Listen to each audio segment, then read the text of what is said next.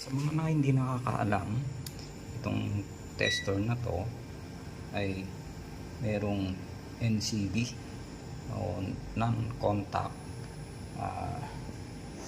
voltage detection. So non-contact voltage detection, lagay natin yan. Ito yung indicator nya, set tapat natin dyan, nakalagay dyan EF. So NCD EF. So ito ay ma-detect nya yung mga alternating current, yung mga AC. Pag DC hindi niya kayang i-detect, no? Katulad na lang ito yung sa galing sa battery, ito galing sa solar panel.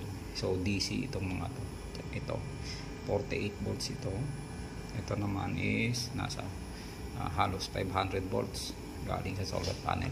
So tignan natin, ilapit natin. So walang tunog, pati dito wala, dito wala. Ito naman ay galing sa Meralco. Ito ay output para sa emergency, no? So AC itong dalawang to. Ito ayan lang sa solar panel. Yan, ito AC. So pagka nilapit natin dyan, yan, so tutunog siya.